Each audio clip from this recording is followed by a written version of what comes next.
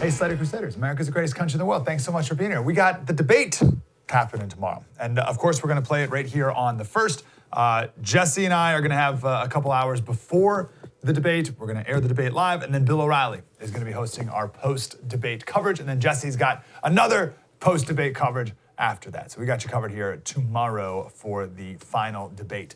This is I think this is the best campaign commercial I've ever seen. This is an MMA fighter. His name is Jorge, and I'm mispronouncing his last name. It's like Masvidal or something like that. Born in Miami.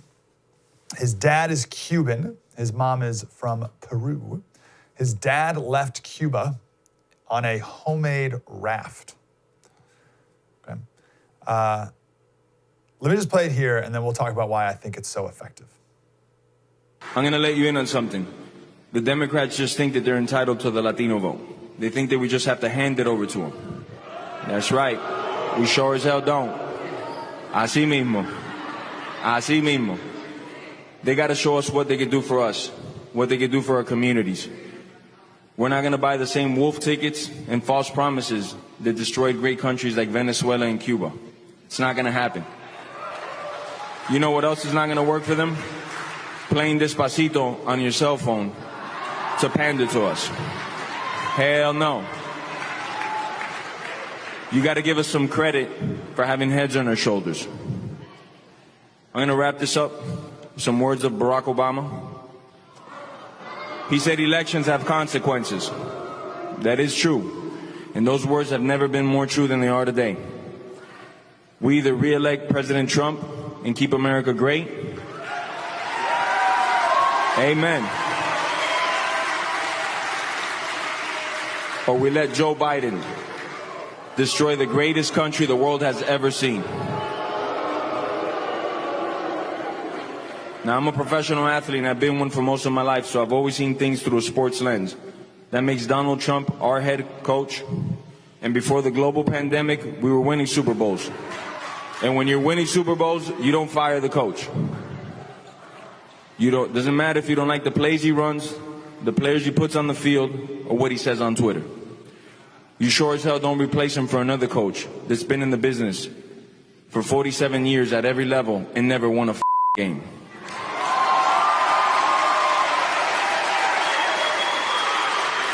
I'm not tired of winning. I didn't even see that part. This is really interesting. So I first watched that yesterday. And I was like, oh, this is amazing for reasons I'll explain here. And then I played it on my radio show yesterday, and listening to it, it wasn't as effective. I was like, oh, that's okay. But then I watched it again here, and you're like, oh yeah, no, that's amazing. It's the visualness of it that I think is super important. So here's why this ad's so effective. He's at the podium, just casual workout clothes. His posture, just leaning over it like this. He's just as relaxed as can be. There's no speech, no teleprompter. He's just talking. He means it. It's maximum authentic. He's not yelling. He's using the microphone properly. Right? He's a fighter, but also an entertainer, right? So he knows how to speak to a large crowd. And he's got this fighter swagger / control and confidence and casualness. And he's just like, here's how it is. I saw a meme the other day from a different MMA fighter, and it was something like, when everyone else is screaming and begging for their lives, look for the calmest man in the room, because he's about to do what he's been training for. So he just has that like casual, calm, in control vibe. Not overhyped up, just measured. And that's the kind of thing it takes to pierce through the chaos these days. When the world is in chaos and everyone is constantly screaming at you, it's precision that pierces through when it's delivered with just the right tenor and posture, which that one was. Anything else is just more hysteria on top of hysteria. This cuts through. That's why I think that's super powerful. Back it up here just to talk about the bigger principle at play. Our parenting mentors gave us 2 pieces of advice years ago. I thought it was brilliant. So 2 things. The first is when kids have lost their self-control, as we say in our house, and they're just in freak out mode. The only way to calm it down, really, is to talk lower than them. And it's not only quieter, but you bring the energy level down here. And that causes them to have to calm down so that they can hear you. And it's worked really well for us because how I grew up, and the alternative is they're yelling, and then you yell and try to get louder, and then they get louder, and then you get louder, and you get louder, and the whole thing just spirals out of control, and no one can hear anyone.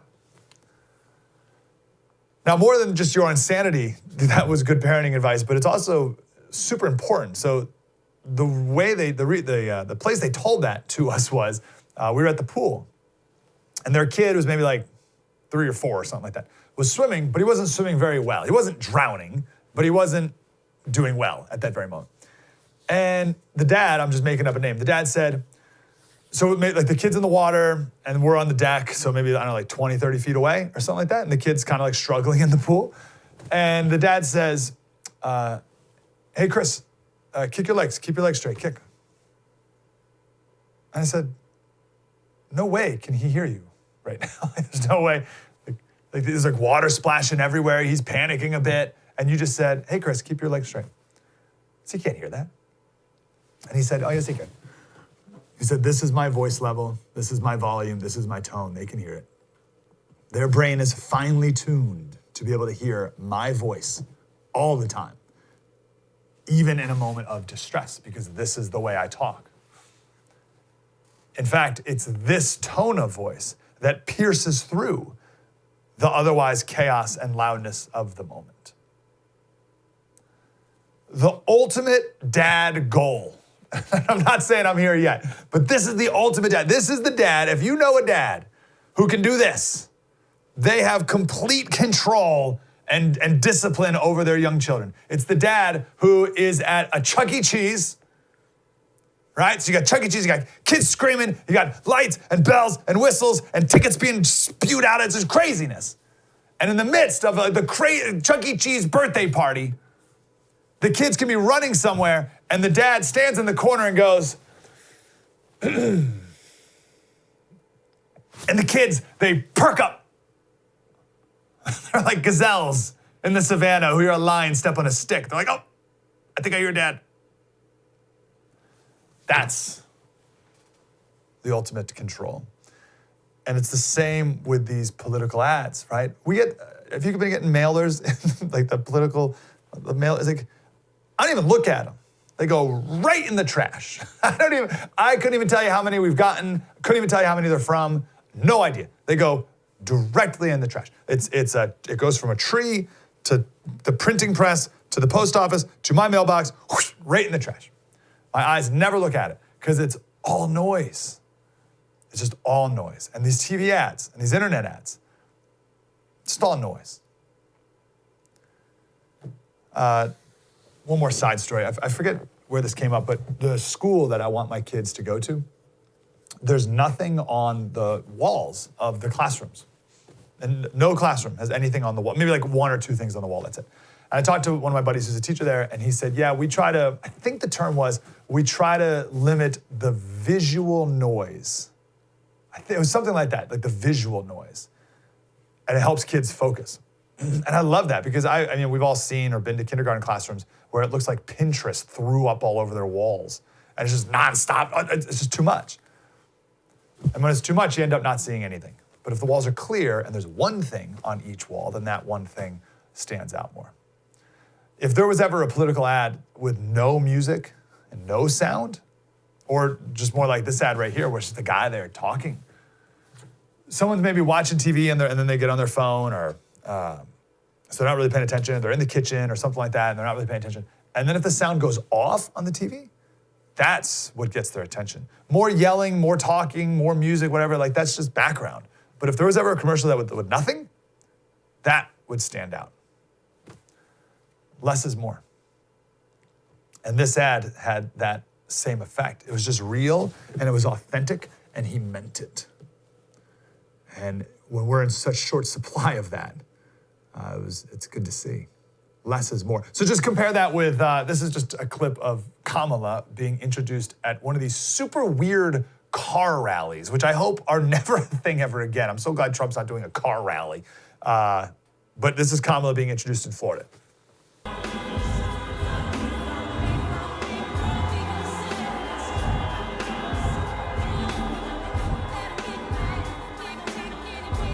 What's up, Florida?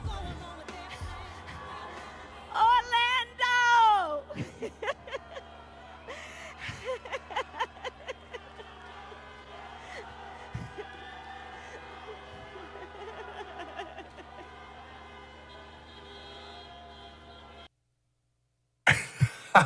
Those are like all the worst noises at once.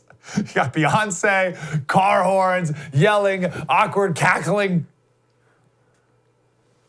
Got to find things to cut through the noise. Gold cuts through the noise, that's for sure. Right now, gold's at, I think it's just under 1,900. Everything I've read, people are predicting between $2,000 and even $3,400. No one's saying gold's gonna go down in value.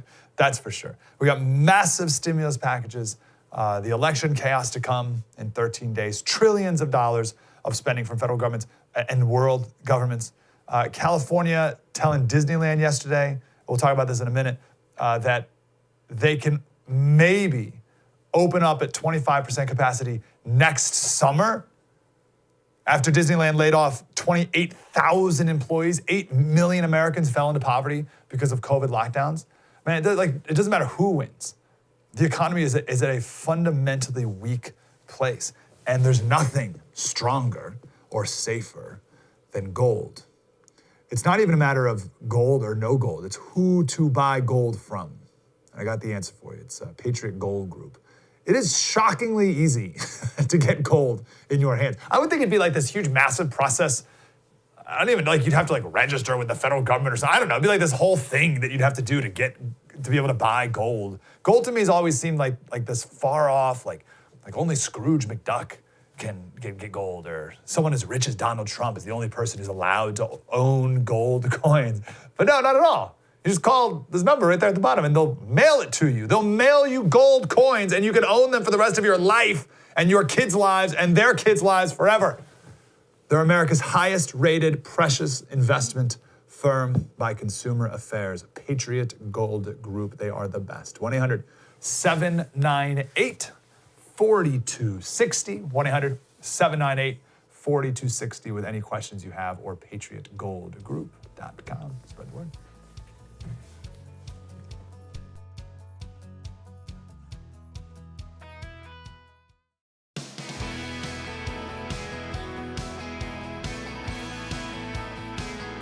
Hey, Slater Crusaders, I can't wait for the debate tomorrow. It's going to be great. Again, you can watch it right here on The First, and then Bill O'Reilly giving our post-debate analysis.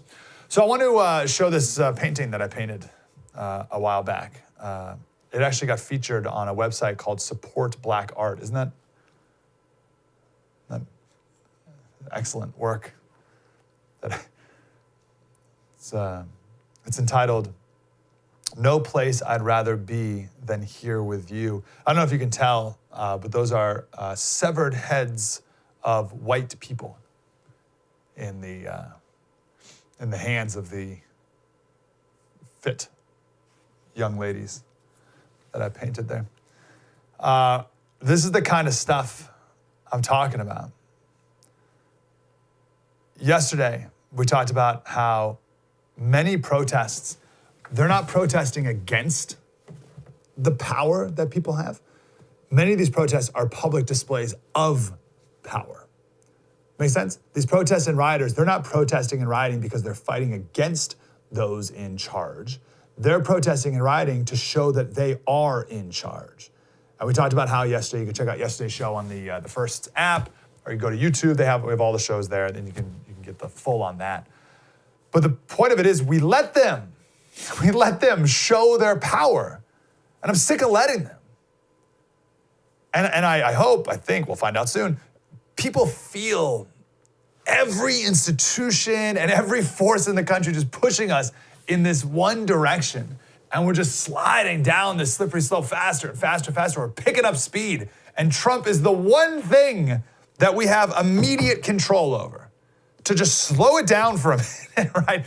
It's like the one force in our country that it's like, oh, like, and I can do it quickly too, right? Like, boom, vote, done. So there's not like a whole, I don't have to like change my life or anything. I just do it. And we can at least have one thing to slow the roll of where our country is going.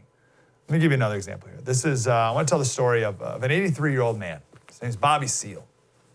He was, look at that nice guy.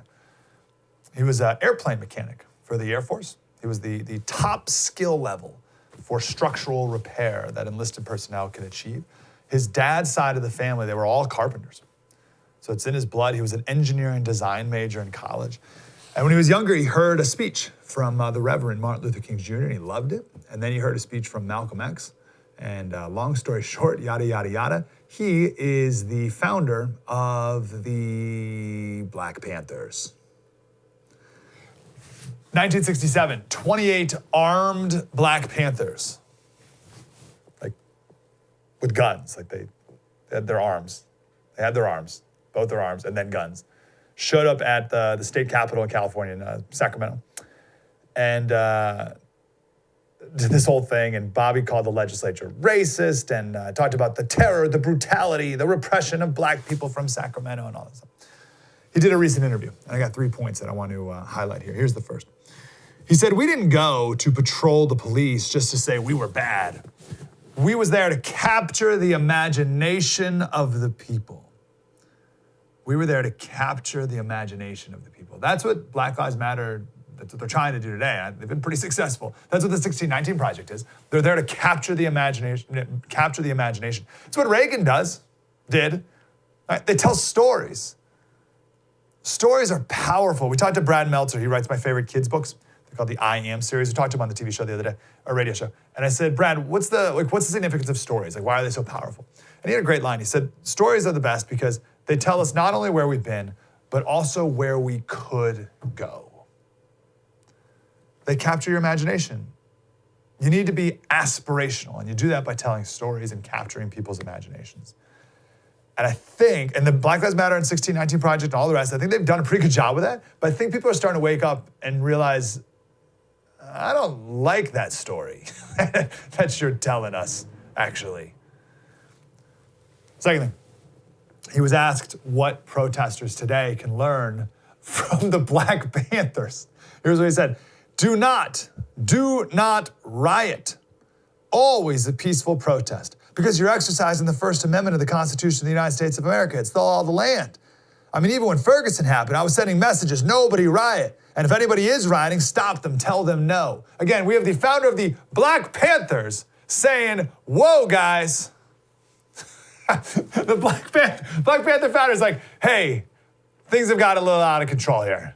I feel like we've gotten down this slippery slope a little too far. You guys have kind of lost your way. The Black Panthers. Third quote, one of the things I used to say, you cannot fight racism with racism. You have to fight it with solidarity. Uh-oh, solidarity? Black and white people working together? Ugh. That's not something the Black Lives Matter people want. So you can either have black and white people working together, or black women with white people's bloody severed heads in their hands. We have a different trajectories to choose from here. We can have racial solidarity, right? Or we can have all white people are racist from birth and all black people are victims all the time, no matter what. That's where we're. And amazingly, the founder of the Black Panthers and I are arm in arm down one of those two paths. What in the world? But don't worry, tomorrow you're going to hear that the left is going to kick him out of the tribe, right? Because the founder of the Black Panthers he's racially black but not politically black. Remember that line? Or my favorite, the Black Lives Matter co-founder, was it Black Lives Matter co-founder? Or the Women's March co-founder? I forget. Was calling the Attorney General of Kentucky, he's my skin folk, but he's not my kin folk. So the founder of the Black Panther is skin folk, but not kin folk, because he's not in line with the Black Lives Matter group today. The slippery slope's a real thing. Do not let anyone tell you that it's a fallacy. It's real. The example we gave, I think it was on Monday, was the Dick Van Dyke Show. They used to sleep in separate beds in the same room. Ellen was and now look at everything that's on TV. Ellen was the first really gay character in TV, and now Disney animated movies have gay characters, right? So I just got a couple more examples that I've come across today. We're gonna do this every day. The Moynihan Report. This was in 1965. This was the report about the growing breakdown of the family in America. He wrote that when it was 20% of black kids were born out of wedlock without a father present. 20%. Today, everyone, except for Asian families, are above that rate. White fatherlessness is at 35%. What? Hispanic and Native American, they're above 50, and then black out of wedlock birth is 71%. 71. The Moynihan Report was written when it was 20. In 1938, out of wedlock birth rate for white families was 4%, and it was only 10% for black families. Now it's 70%, 71%. Kidding me? Growing up in a two-parent home is the biggest privilege there is. But you see the slippery slope, right? All of history. It's, I'm trying to think. I don't know of any, but I feel like all of history, two-parent households were the obvious norm. Never before has there been such widespread single-parent homes. Never. Now, just now. This is the only time. This is our social experiment of our era. And it's not going well. And it's only gaining steam. Give you another example from today. Wikipedia. So Wikipedia, if you want to edit something on Wikipedia, you make your own Wikipedia profile. And some user put in his profile that I believe marriage is between one man and one woman. And someone said that this was explicitly homophobic and it's against Wikipedia's policies of saying things inflammatory and divisive. So, can't say that anymore. On Wikipedia, your user profile, you can't say, I believe marriage is between one man and one woman. Isn't that amazing? The gay lobby has everything you could possibly dream of. Every possible thing imaginable. And you thought they would say, oh, we're good? That's enough now? Pack up, go home? No way. Now you can't even say the biblical thing that I believe marriage is between one man and one woman. You can't even say it.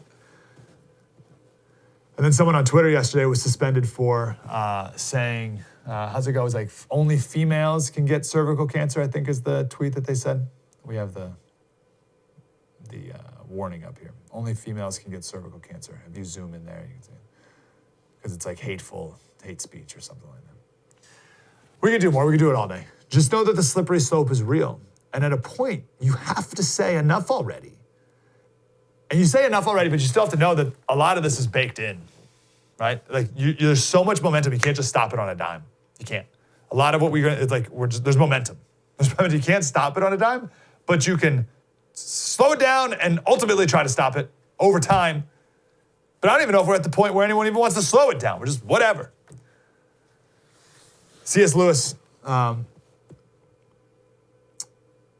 in Screwtape Letters, he talks about the enemy's ploy, the enemy's plot.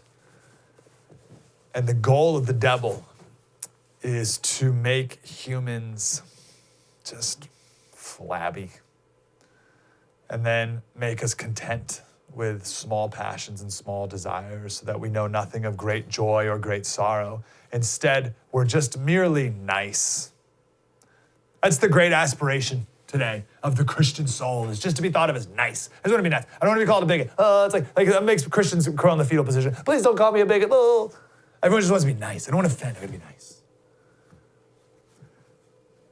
C.S. Lewis wrote in The Great Divorce, he said, the ache that draws men to concede what shouldn't be conceded and to flatter when they should speak truth. Ooh, that's such a good. To flatter when you should speak truth. The pity that has cheated many a woman out of her virginity and many a statesman out of his honesty. And we just keep slipping down that slope. True story. Mike Slater, spread the word.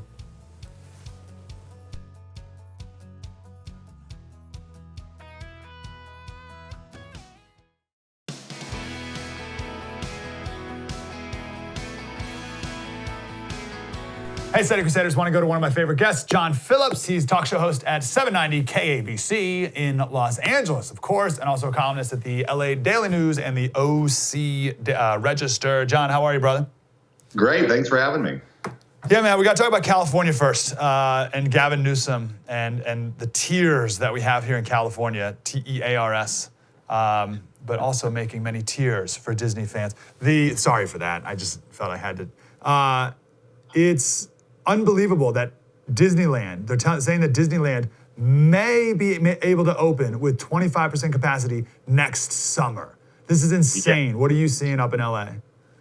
Well, Warden Newsom has put us on house arrest, and he's doing it, he says, based on the science. It's not based on science. It's based on arbitrary decisions. When this whole thing first started, one of the first groups that he blamed for the virus in California were the nail salons. And he did it, by the way, offering no proof. So now he's shutting down indoor dining at restaurants in counties like Riverside, where I live. Yet the nail salons are allowed to be open. And it's like, well, what happened to what you just said about the nail salons? He just changes his mind on a dime. It's like yesterday doesn't exist. And the Disney closure is particularly harmful for Orange County. Disney is the biggest employer in Anaheim. Knott's Berry Farm is the biggest employer in Buena Park. So it's time, if these companies want to save their businesses, for them to go to war with Gavin Newsom. Yeah. California is a one-party state, and the Walt Disney Company gave him a hefty contribution when he ran for governor the last time around. They need to do what Uber and Lyft did and start spending money on television spots, radio spots, newspaper ads, and go to war with this guy and force him to open up. It's amazing. So I saw Disney tweeted out something. The first time I saw, they made a statement critical of the governor. It's the first time I've heard them make a public thing. But you're right, they have to go harder. These people have voted for Gavin Newsom, and all they've voted for this one-party rule for all this time. Do you think they'll really wise up?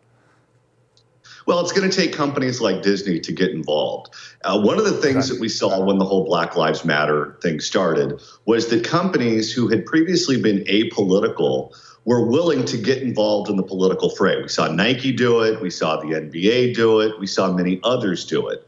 Well, if they're willing to get involved for that, they should be willing to get involved for their survival.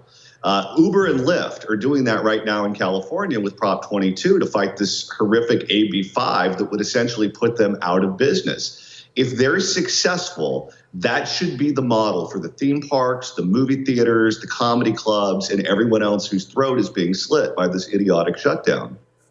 Amazing. And again, Disney laid off 28,000 employees. 28,000. Amazing. All right, let's bring it to, and by the way, are the purple tier that is the dreaded worst tier in California. It's something like 40 states, if that was the metric nationwide, 40 states would be on the total lockdown, the California purple tier lockdown. And then all the rest would be in the second worst tier, which is the red. It's just insane. All right, I know the town hall felt like years ago, but do you have any analysis on the town hall as we start thinking about the debate tomorrow? Well, as we look towards the debate tomorrow, I would suggest to Donald Trump to not turn it into an episode of Hardball or Judge Judy and let Joe Biden talk. Because whenever Joe Biden talks, strange things come out of his mouth. We've seen so many interviews where the questioner will finish his sentences for him, will help him out. It's like the Who Wants to Be a Millionaire, phone a friend. On a where it's just him and Trump, that's not going to happen. Even in the Democratic primary, where he was awful on stage, there were still 10 other people taking up time, and Kamala Harris spent most of that time telling him he was David Duke. He has to share the stage with Donald Trump And he has to make his case for the American people, which he's incapable of doing. Trump needs to lay back and let Joe Biden talk. Yeah, I think that's totally right. Now, the moderator, do you have any thoughts on her or what you think she's going to be doing? She's probably going to be in the tank for Biden, but so have all the rest of them, and that's what happens every cycle. If you're a Republican, it's just what you have. Every game is a road game. Yeah. Okay, so the moderator's not going to ask about Hunter Biden, for instance, right? So would you suggest that Trump bring these things up and put him on the spot, or not even go there? Yeah, I mean, he can bring it up. I wouldn't spend the entire debate focused on it. And whenever Hunter Biden's name comes up, Joe Biden seems to lose his cool, which is funny to see at times. But I wouldn't spend most of my time on Hunter Biden. If Joe Biden wins, this country is going to be shut down until 2022. And I think that should be the focus. If Joe Biden wins, the cops are going to know that the government doesn't have their back. And the lawlessness that we've seen in the streets is going to increase. Those are the big issues that Trump should be focusing on, because there is a majority in the country that doesn't want to be on lockdown that long and wants the cops to know that they have support. Okay, both of those are interesting, because those are the two things that Trump brought up in the first debate that got Joe Biden on the ropes that Chris Wallace bailed him out on. Right? Remember, Trump kept asking him, do you have any law enforcement that's supporting you? And Chris Wallace was like, okay, all right, let's move on now. So Trump, you think Trump should bring those two things back up again? Yeah, and by not interrupting him the last time, Trump also gave him a lifeline. Because there were times where he was absolutely clueless. When he was talking about the V-shaped recovery versus the K-shaped recovery, he had no idea what those were. And instead of just letting him flounder, Trump jumped in and started talking, and then it became Chris Wallace's show to shut Trump down. At one point, when Trump brought up Hunter Biden and Biden was responding, he confused Bo with Hunter. And then Trump jumped all over him instead of just letting him answer the question for the wrong son because he got confused. He gets confused very easily. Let the public know that he's a confused old man. You and I may have a disagreement on something. If Biden wins, do you think the shutdowns will actually go on forever, or do you think they'll just be over tomorrow? Meaning, is all these shutdowns in California and Michigan just political ploys? Yeah, I think they're going to go on for a very long time. At a certain point, I think the shutdowns were politically motivated. But after a while, you internalize it. And when I talk to liberals here in California, they are absolutely convinced that the virus is going to kill them unless they stay inside forever. So it's not like they're going to be able to just flip a switch. I also think that Joe Biden is just going to be a figurehead where other people are going to be running that administration. He says he's going to follow the science. Okay, well, that means people like Fauci and Birx are going to be calling all the shots. And Fauci has said he wants the country. I mean, I think it was the Jennifer Garner podcast where she said, when can we go back to live theater? When can we go back to the movie theaters? He said a year after the vaccine is distributed and taken. No, he said a year after? A year after. So they're now suggesting that the vaccine will go out into the population the second, third quarter of next year. Okay, so that means we're going to be shut down until 2022, the second or third quarter. That's a big deal. Why is Trump not more articulate? Does it frustrate you watching this? Like, why can't he just say literally that sentence you just said? Joe, last month you were on the Jennifer Garner podcast. You said, just finish that thought. Why not? Why can't he just do that? You want an honest answer? Yeah. Because it's not about him. I don't know if you've noticed this, but our president has a bit of an ego. Yeah. Man. That was because that would be such a knockout punch. Like, to make that difference so clear, that'd be so obvious. There's blood in the water. You got to be Jaws. You got to go for the kill on something like that. And it's crazy what he has interest in and what he doesn't. And I just wish he had an interest level. And he's also, by the way, invested to a certain degree in the shutdowns because he went along with it at first. I mean, he's he's evolved over time, and he's the only one who's saying anything close to the country should open up for business again. But I think that his ego would take a hit if he were to go whole hog in on that, because then people would say, well, why did you even listen to Fauci and Birx in the first place? You should have told them to pound sand. Yeah, maybe. Okay, let me put you on the spot. What is your advice to Joe Biden for him to win this thing? Well, hope that Donald Trump interrupts you nonstop and the focus of the debate will be about Trump. If the focus of the debate is about Trump, then Biden wins. If the focus of the debate is about Joe Biden forgetting what his name is or thinking that Guam is a state or something like that, then he wins. Okay. Do you have any predictions? Are you putting any predictions out there on victories at this point or no? I think that the election is much, much, much closer than what we're being told. If you look at these purple state by state polls and compare them to where they were, the same states back in 2016, they're all pretty much in the same spot. So Trump has just as good of a chance of winning this time as he did last time. I think he'll probably lose the popular vote, but I still think he's got a shot at winning because he's within the margin of error in all of those purple states. And if you look within the polls as to who are the undecideds, what groups make that population up, it's a lot of black men. If black men are undecided at this point in the game, that's not good news for Joe Biden. Trump doesn't need these voters to come out and vote for him. If they come out and vote for him, that's gravy. That's great. But if they have a hesitation about trusting Joe Biden, which, by the way, is what a lot of the rappers have been telling them, who are very popular in the last few days. 50 Cent came out and said, don't trust Joe Biden. We're hearing that from Ice Cube. Certainly Kanye West has been saying that, and his name is going to be on the ballot in some of those states. So it's having an effect on what voters are doing in ways where endorsements typically don't. Yeah, it's a good point. Last question, do you think anyone's really changed their mind over the last 4 years? No, I don't. If you went out and voted for Donald Trump in 2016, you're going out and voting for Donald Trump in 2020. And the question is, did Trump have just enough oomph to get over the finish line because the hatred for Hillary was so off the charts? Joe Biden isn't a hateable person the way that Hillary Clinton was. Joe Biden is almost a sympathetic figure because he looks like the senile old man. So Trump is going to have to expand his base, get more people who like him, who didn't vote for him, to turn out, and peel off some of that Democratic coalition. And if black men are going to vote in just a little bit, higher numbers for him than they did last time around, that could be it. Yeah, I'm thinking, I keep going back, we got to run here, but I keep going back to Florida. 600,000, there's 600,000 people who voted for Rubio who did not vote for Trump.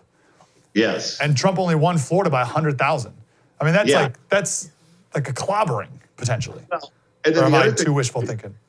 You look at these registration numbers, and Republicans have registered hundreds of thousands of voters in Florida. The Democrats had anemic numbers because they were afraid to register voters because of COVID.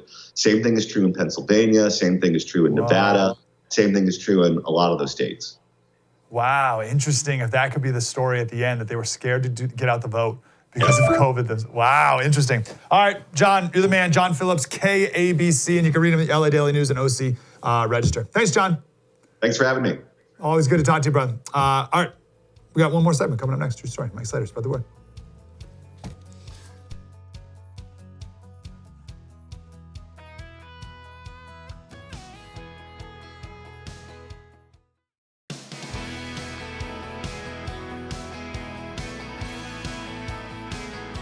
Hey, Slater Crusaders, I've been telling you for weeks now to buy gold and to buy it from the Patriot Gold Group. I want to go in a little deeper, though, of the chaos that is to come and what that means for you and the economy and your job and your investments and the price of gold that hopefully you have in your hands. Jack Haney is here. He's the CEO of Patriot Gold Group. We're just talking $500 million in business, which is like a ridiculous number. Jack, how are you, brother? Great to talk to you.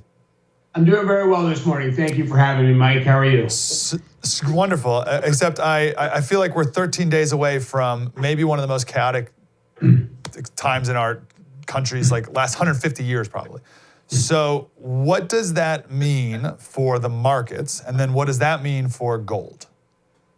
Well, we are. We're 13 days out from the most consequential election of our lifetime. And if that sounds like an overstatement, it's not. You look at the two candidates, and they couldn't be any more polar opposite.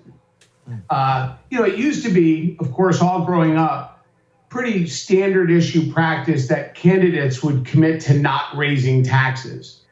You have Biden out there. He's going to raise taxes if you make over $400,000. He's going to roll back Trump's historic tax reform and raise corporate taxes from 21 to 28%. Trump wants to lower capital gains taxes from 20% to 15%. Biden wants to double capital gains taxes from 20% to 39.6%. So what does this mean for the markets? It's absolutely catastrophic for the markets if we're to see a blue wave, if we're to see Biden win.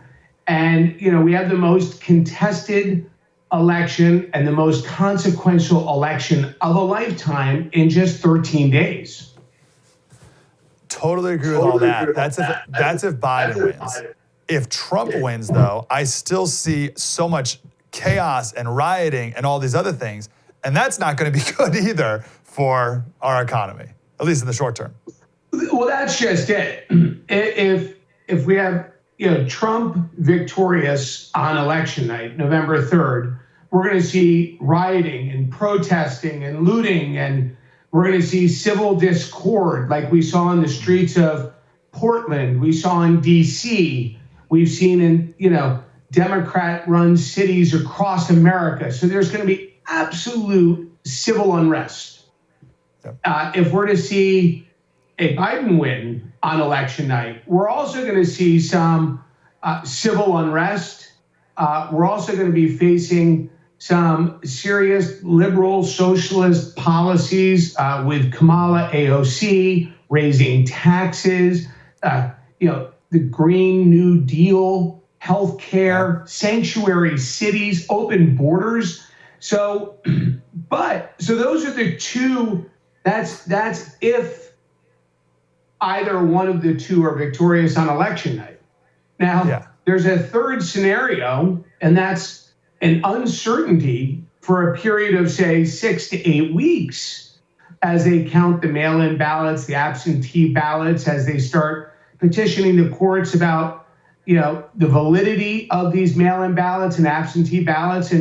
And just like we saw with Bush Gore in Florida back in 2000, if we're to have something like that, the stock markets are going to be absolutely, the volatility in the market with the uncertainty is definitely going to be disconcerting to see the least. I'm totally with you. And it's so obvious. And we're 13 days away from it, and everyone knows it's going to come. And as you described, none of those scenarios are good. But what does all that mean for the price of gold?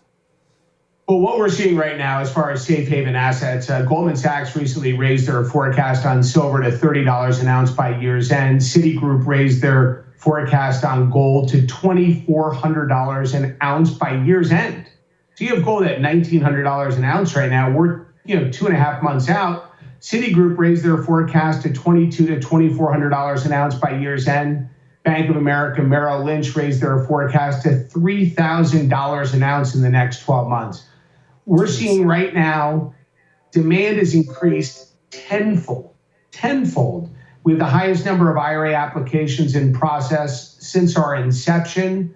And retail investors, and you have to understand, it's not only the uncertainty about the outcome of the election, it's also the Fed's response to this coronavirus pandemic and what that's doing to the US dollar.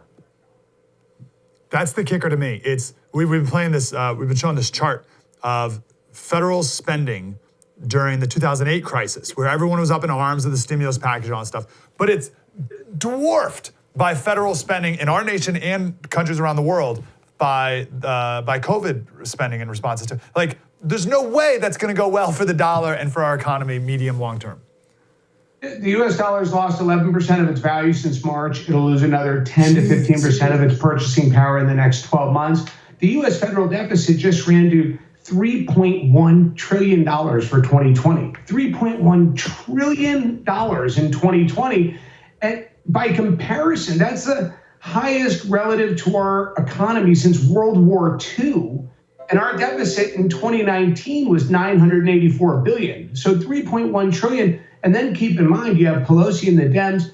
The initial cost of their HEROES Act, the second coronavirus rescue bill, was an additional $3.5 trillion. Unbelievable. Unbelievable. Okay, so I got 1 minute. What does gold do though, right? So I buy a bunch of gold coins and I have them in my possession. What have I just done? What's the point? How has that protected me? Gold's a storage of wealth, and it's been a currency for 5,000 years. Just to get an idea, I was born in 1970. Had my parents taken $10,000 and stuck it under a mattress, it would have the purchasing power of about $1,800 today. Had they bought $10,000 worth of gold in 1970, put it in a safety deposit box, a safe at home, it'd be worth $450,000 today. So what gold does is it preserves your purchasing power. What we're seeing right now with gold over $1,900 an ounce, it's really a story about the US dollar. Central banks around the world, China and Russia, are adding stratospheric amounts of gold to their reserves. And central banks around the world have added more gold to their reserves in the last 12 months than at any other time since Bretton Woods in 1967. So bottom line, gold goes up 1.6% for every 1% the dollar pulls back. Silver goes up 3.3% for every 1% the US dollar pulls back. And with the Fed's response to this coronavirus pandemic, what we're looking at, you can't be $28+ trillion in debt, and you can't run a deficit of $3.1 trillion and have the Fed injecting trillions of dollars into the markets and into the hands of Americans without devaluing and debasing the US dollar. Nope. Let's do this. Go to patriotgoldgroup.com and get some gold in your hands like I have done. Jack Haney, he's the CEO of Patriot Gold Group. Jack, awesome to talk to you. Hey, Mike, thank you. Yeah. Great. Let's do it again, especially as things get more chaotic. Let's chat and get an update on that. patriotgoldgroup.com. Tomorrow, we'll do our pre-debate coverage, and then, of course, we're going to be airing the debate here tomorrow night, and then post-debate analysis by the great Bill O'Reilly right here on The First. Spread the word.